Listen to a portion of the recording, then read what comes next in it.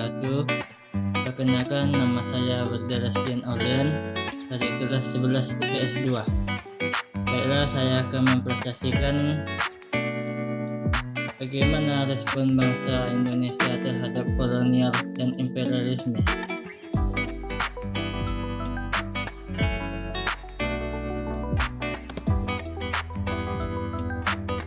Yang pertama, kolonial dan imperialisme berhubung erat dari sejarah peristiwa Perang Salib yang dimenangkan oleh pasukan Muslim dan mengakibatkan jatuhnya Konstantinopel yang merupakan pusat pemerintah Romawi kuno ke tangan Kaisar Utsman Turki pada tahun 1453.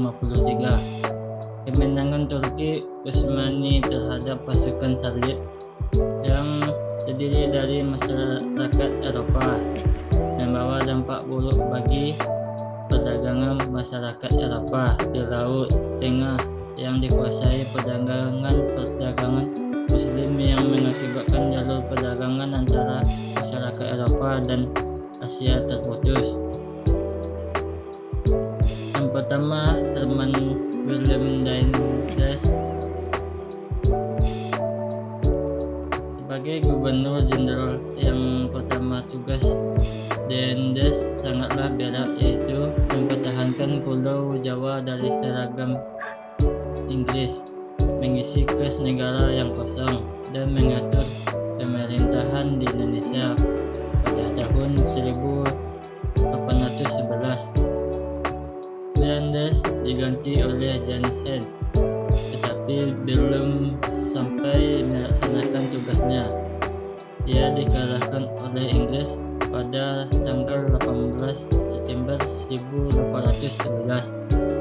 Belanda dan Inggris menyepakati suatu perjanjian yang disebut kapitulasi rancangan yang berisi sebagai berikut. Yang A. Belanda menyerahkan Indonesia ke tangan Inggris. B. Semua tentara Belanda menjadi tawanan pemerang Inggris. C. Orang-orang Belanda dapat dipekerjakan dalam pemerintah Inggris. Yang kedua, Thomas Stanford Raffles sebagai Gubernur Jenderal. Kebijakan penting yang ditempuh Raffles adalah membagi wilayah Pulau Jawa menjadi 16 keresidenan, menulis buku yang berjudul History of Java yang berisi sejarah budaya bangsa Indonesia, juga meninggalkan sebuah nama untuk jenis bunga yang dikenal dengan nama bunga bangkai dan diberi nama bunga Rafflesia arnoldii. Kekuasaan Raffles di Indonesia berakhir karena harus menyerahkan Indonesia kembali ke tangan Belanda dalam suatu perjanjian disebut Konvensi London yang berisi A. Belanda menerima kembali semua jajahan dari Inggris. B. Inggris memperoleh daerah di India dari Belanda. C. Kekuasaannya kembali Belanda di Indonesia 1816 sampai 1904. Dalam pelaksanaan kolonialisme dalam imperialisme di Indonesia oleh pemerintah Belanda, tidak lantas menjadi masyarakat Indonesia hanya berdiam diri. Praktik kolonialisme dengan memberikan dampak kesengsaraan bagi masyarakat Indonesia. Maka selama pelaksanaan kolonialisme, berbagai perlawanan terus diupayakan oleh masyarakat Indonesia sebagai bentuk respon terhadap kolonialisme yang dirasa sangat merugikan rakyat.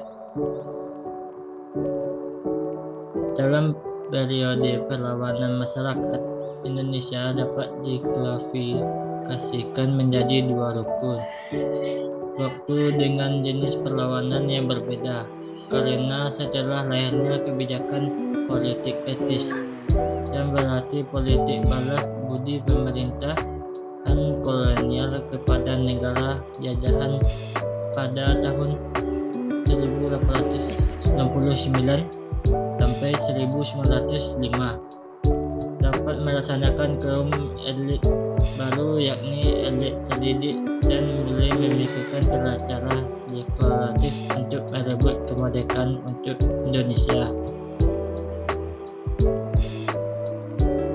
Sebelum memasuki tahun 1908, perlawanan masih dilatar belakangi oleh semangat kedaerahan dan cara-cara yang non-koordinatif dengan pemerintah kolonial.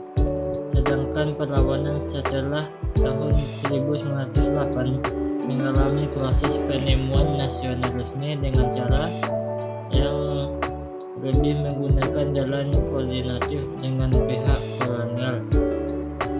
Peristiwa yang dapat menandakan akhirnya semangat nasionalisme adalah terbentuknya organisasi Budi Utomo dan mengantarkan bangsa Indonesia menuju masa pergerakan nasional. Respon bangsa Indonesia terhadap kolonialisme dan imperialisme dalam bidang pendidikan. Taman Siswa. Taman Siswa berdiri sebagai bentuk dari sebuah pergerakan non-kompetitif terhadap pemerintah Hindia Belanda di bidang pendidikan, didirikan oleh Ki Hajar Dewantara di Yogyakarta pada 3 Juli 1922. Taman Siswa berkaitan erat dengan berlangsungnya politik etis yang melahirkan kalangan baru, bumi putra elit terdidik yang menghantar Ki Hajar Dewantara untuk memperjuangkan hak-hak bumi putra termasuk pendidikan. Indonesia Netherlands School INS Kayu Tanam merupakan sebuah sekolah formal setingkat SLTA yang didirikan pada 31 Oktober 1926 oleh Tengku M.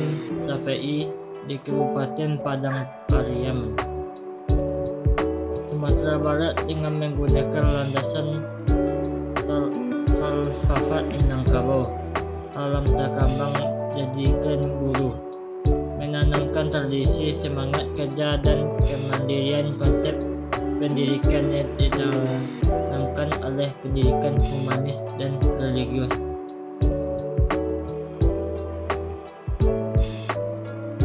Terima kasih. Assalamualaikum warahmatullahi wabarakatuh.